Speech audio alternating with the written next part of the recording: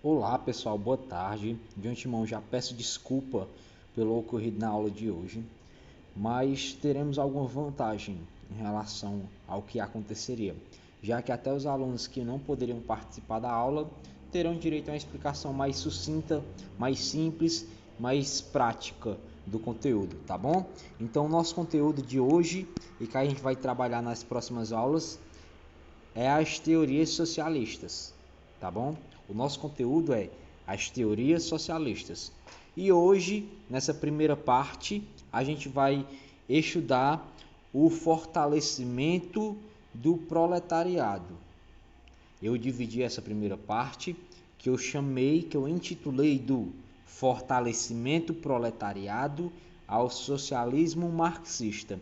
Então a gente vai ter essa ascensão do trabalhador, como é que vai nascer essa cisão, esse rompimento, essa tensão entre trabalhador e burguês, entre trabalhador e o patrão, entre o trabalhador e o dono dos meios de produção, beleza? Então, vamos aqui passar o slide. Como eu já disse, né? Essa aqui é a parte 1 da nossa aula. E hoje a gente vai ver pouquíssimas coisas. A gente vai ver o contexto histórico, né, do proletariado, como é que vai constituir esse conceito e como vai nascer essa tensão, esse rompimento histórico entre o trabalhador e o burguês, pegando principalmente a questão dos interesses de cada grupo, beleza? Então, nessa primeira parte, a gente vai fazer aqui uma revisão sobre a Revolução Industrial, né? O que foi a Revolução Industrial? Pessoal, ela é um marco na história, tá? Porque ela vai representar uma substituição da manufatura pela maquinofatura, que vai ser iniciada lá na Inglaterra e vai se difundir pelos países da Europa e depois pelos Estados Unidos e hoje no globo inteiro, né? Hoje essa revolução ela aconteceu e acontece no mundo inteiro, tá? Todo o planeta Terra se utiliza de máquinas, de tecnologia, da ciência, da evolução da ciência como forma prática de lidar e conviver no mundo que estamos hoje. Um exemplo bem claro disso foi a corrida agora que a gente teve na fabricação da vacina para combate ao coronavírus. A gente teve vacinas de todos os lugares que você imagina. E para construir uma vacina, para chegar a um resultado final, você precisa de tecnologia, muita tecnologia. Você precisa de investimento, você precisa de ciência, certo? Então fica bem claro que o mundo que a gente vive hoje é um mundo totalmente industrial. E essa corrida todinha não foi porque somos bonzinhos, queremos curar o pessoal da Covid. Não, não foi só por isso. É uma questão de dinheiro. É uma questão de dinheiro. Aquela indústria que conseguisse primeiro chegar numa vacina aceita, que tivesse benefícios para a população, com certeza iria receber milhões, bilhões, trilhões de onde quer que fosse, né? Então há um interesse industrial de venda e lucro por trás, tá bom? Não é à toa que a gente teve a Rússia, China, Estados Unidos, até o Brasil participando dessa corrida para chegar a um resultado final para uma vacina que fosse eficiente contra o coronavírus, tá? Então a Revolução Industrial ela vai ser um marco na história porque vai trazer para a gente uma revolução tecnológica. Se antes tudo que eu fazia era feito à mão, agora eu tenho tecnologia, agora eu tenho utilização de máquinas, eu aumento o poder de transformação, eu aumento o poder de fogo. Então é um avanço tecnológico e social que vai marcar o crescimento das cidades. Por que o crescimento das cidades? Porque como a gente viu em geografia do ano passado, essas cidades vão crescer em torno das fábricas. Os trabalhadores vão sair da zona rural para as cidades. em busca de condições melhores de vida. Então as cidades que a gente vai ter hoje são chamadas de cidades industriais modernas, porque elas vão se construir a partir da indústria e do trabalhador da indústria, certo?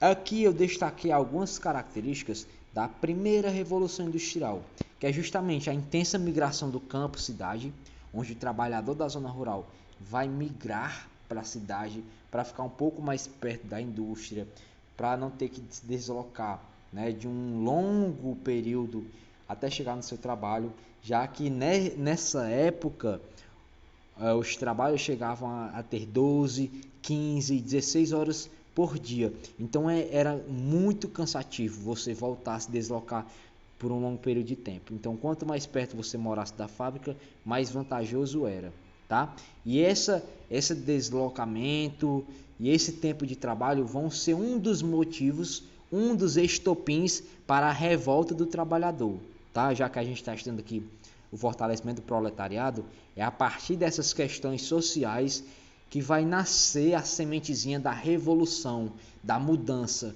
da briga, da luta pelos direitos. Uma outra grande característica é a grande concentração de pessoas. A gente vai ter várias pessoas concentradas em um determinado ponto. É justamente esse pontozinho de concentração que a gente vai determinar e chamar de cidade, tá? Uma outra questão é a pobreza. Agora eu vou ter um número muito alto de pobreza, muitas pessoas pobres passando fome, vivendo nas ruas das grandes cidades, perambulando, pedindo alimentação, pedindo emprego, enfim, é a partir daí que vai nascer os chamados mendigos, tá? Outro ponto importante são as péssimas condições de trabalho. Esse talvez tenha sido a principal característica que vai fazer com que haja esse rompimento entre os trabalhadores e os burgueses, tá? Principalmente porque havia a insalubridade, né?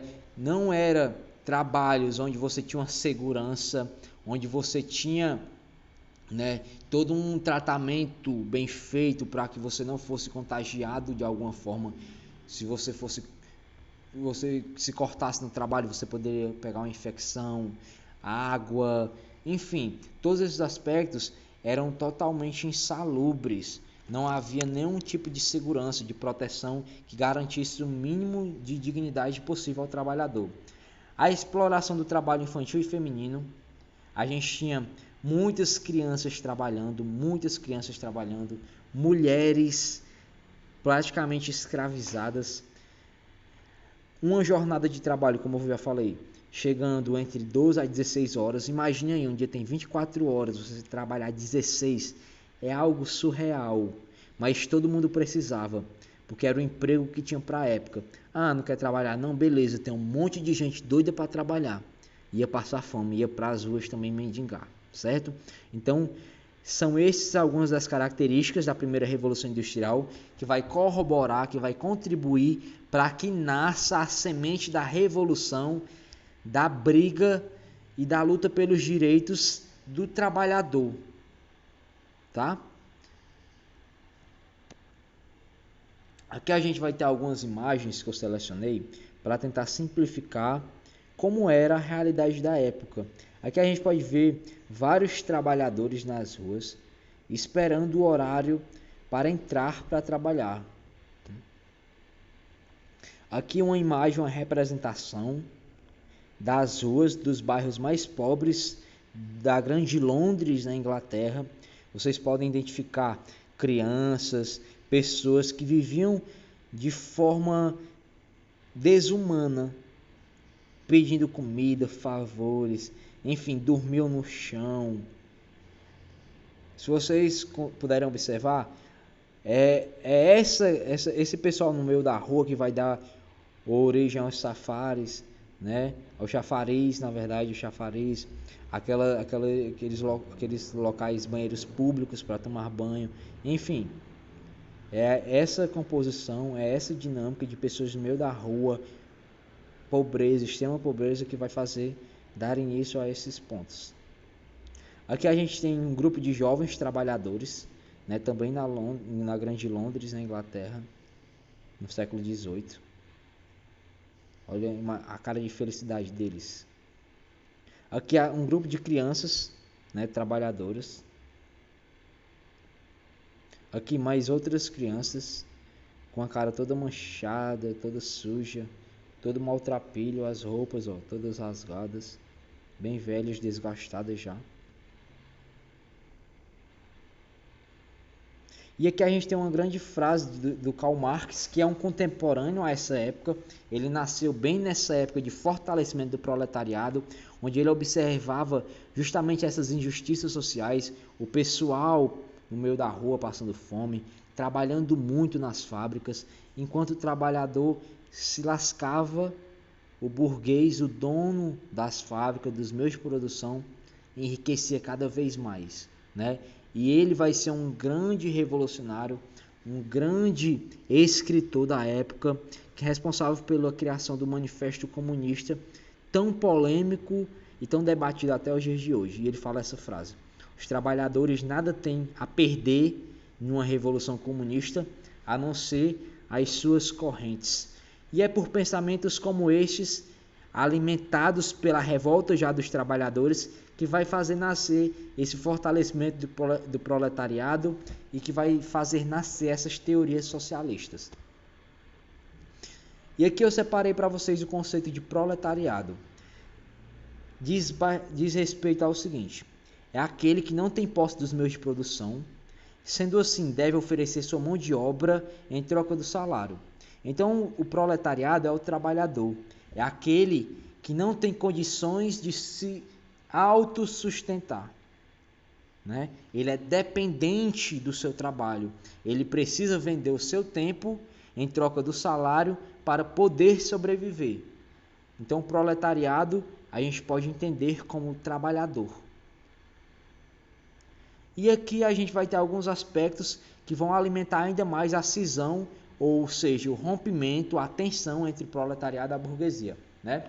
Inspirado pelo surgimento das ideias socialistas, os trabalhadores começam a se organizar e reivindicar seus direitos a partir de greves e sucateamento de máquinas.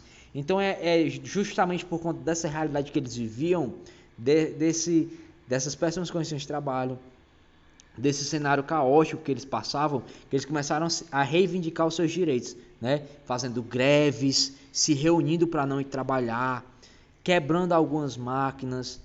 E essa tal organização operária vai dar início aos sindicatos, que nada mais é uma forma legal, política, de conseguir alguns direitos para os trabalhadores. Os sindicatos eles vão nascer com esse propósito, de tentar reivindicar de forma legal e conseguir na justiça que estava nascendo, que estava se constituindo, né, as condições de trabalho.